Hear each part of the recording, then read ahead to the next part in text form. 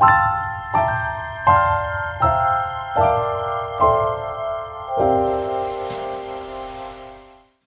pagi, selamat bertemu kembali dengan program Guru Penggerak. Hari ini kita akan memasuki tentang pendampingan kelima, yaitu tentang aset yang ada di sekolah. Nah, di samping itu juga kita akan melaksanakan pasca atau praktek coaching pasca observasi yang akan dilakukan oleh Ibu Juliana dari SMA Trimoya, Kota Bandung. Begitu, kita lihat tayangan berikut ini. Baik, selamat pagi. Hari ini saya akan melakukan kegiatan pasca observasi bersama Miss Sherlyn setelah beberapa waktu lalu mengadakan proses pembelajaran di kelas di mana saya bertugas sebagai supervisor. Baik, langsung saja. Selamat pagi Miss Sherlyn. Selamat pagi Miss Jul. Apa kabar Miss? Puji Tuhan baik. Miss apa kabar? Sama Miss, saya baik juga keadaannya. Miss, saya meminta sedikit waktu Miss ya untuk kita berbicara sedikit setelah Miss kemarin melakukan pembelajaran di kelas. Nah, lalu sekarang kita akan melakukan kegiatan pasca observasi. Nah, Miss kemarin kan Miss melakukan pembelajaran menggunakan RPP berdiferensiasi yang terintegrasi dengan pembelajaran sosial emosional. Nah, buat Miss itu yang pertama nggak sih Miss? Kalau misalnya yang kemarin tuh ya kan udah dikasih contohnya juga sama Miss Jul dan ngelihat wah ternyata ini hal yang baru bagi aku sih. Oke, jadi benar-benar baru pertama kali Miss melakukan itu. Ya, perasaan Miss ketika mendapatkan contoh RPP itu dan dalam waktu singkat harus melakukannya di kelas bagaimana Miss? Sebenarnya kayak panik gimana nih, karena kan belum pernah diterapkan juga di kelas. Gitu sih perasaannya. Oke, tapi ketika Miss mendapatkan hal seperti itu, lalu kan mau tidak mau Miss harus mengajar kan. Nah, bagaimana Miss mengatasi ketidaktahuan Miss yang atau sangat minim tentang RPP tersebut di kelas? Akhirnya belajar dulu kan dari RPP yang udah dikasih, terus sedikit-sedikit diterapkan di kelas. Tapi nggak semuanya, ada kan yang meditasi ya, mode meditasi. Nah itu belum diterapkan karena masih belajar dikit-dikit dulu gitu. Nah, untuk proses meditasi itu berarti selama ini juga belum pernah dilakukan ya Miss? Iya, belum. Jadi Miss benar-benar tahu baru kemarin ada contoh RPP itu ya Miss. Nah, setelah itu apa sih Miss yang mau Miss lakukan gitu? Atau sebelum menjawab itu, menurut Miss RPP yang kemarin itu cukup lebih baik tidak ya daripada RPP yang sebelumnya? Tidak ada meditasinya, tidak ada diferensiasinya, tidak ada KSE-nya. Nah, menurut Miss lebih baik tidak ya RPP itu? Kalau menurut saya sih RPP yang itu sangat bagus karena dengan mode meditasi itu di awal memfokuskan siswa gitu ya untuk menyiapkan diri belajar gitu bersama saya. Terus berdiferensiasi kan dengan minat bakat siswa disesuaikan gitu ya, itu sangat bagus sih. Baik, berarti Miss sebenarnya sedikit tahu ya Miss tentang berdiferensiasi karena waktu kita percakapan pra observasi juga Miss mengerti ada perbedaan produk, konten, dan isi. Cuman memang kemarin saya menurut Miss sudah Miss jalankan tidak yang tiga mengakomodir tiga gaya belajar dan produk itu. Kalau misalnya dari produknya itu hanya ke visual, belum ke kinestetik dan audio gitu, auditory gitu sih. Jadi baru ke visualnya aja. Jadi ada kekurangan gitu yang harus diperbaiki nanti ke depan. Oke, baik.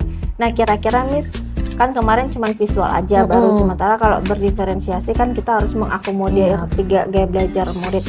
Nah, kedepannya bagaimana sih ide yang Miss mau munculkan supaya kayak produknya itu bisa mengakomodir tiga gaya belajar anak? Apa kira-kira yang mau Miss lakukan gitu?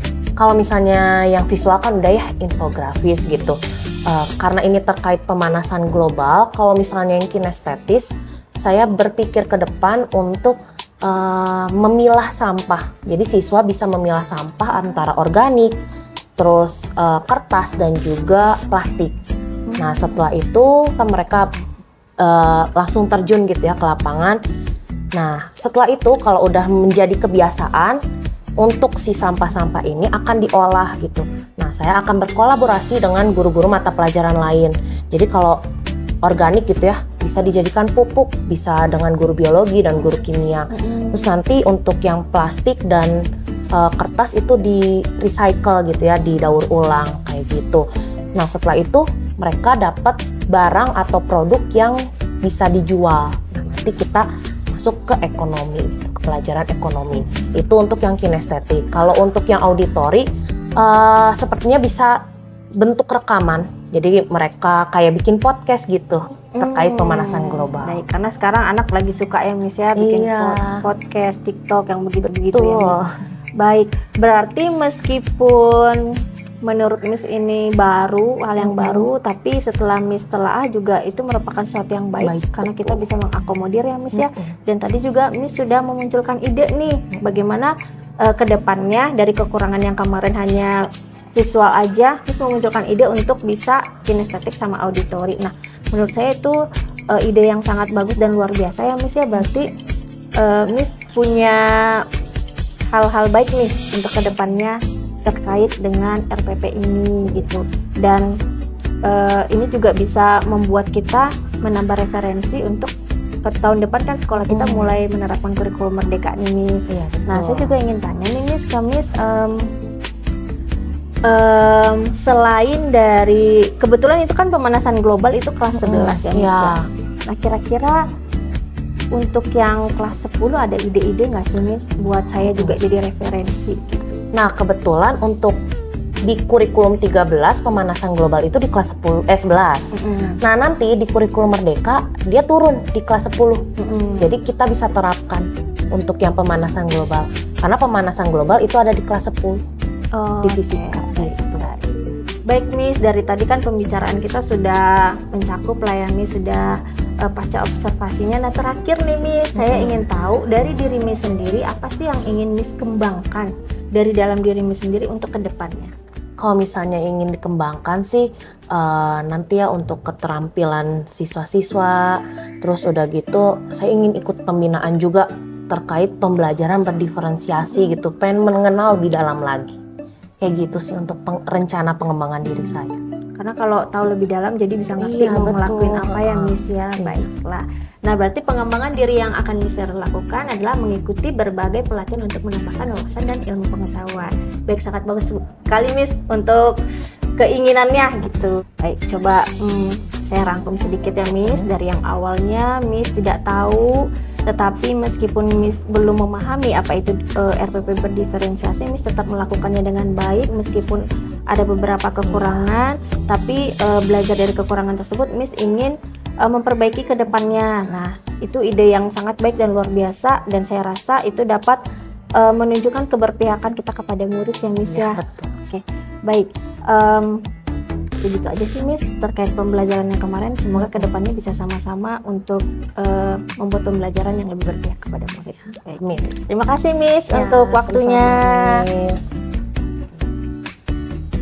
Baik, kegiatan ini bersama Miss Sherlyn pasca observasi sudah dilaksanakan. Semoga pembicaraan yang kami lakukan hari ini dapat bermanfaat buat diri kami sendiri, sekolah, dan lingkungan sekitar. Terima kasih.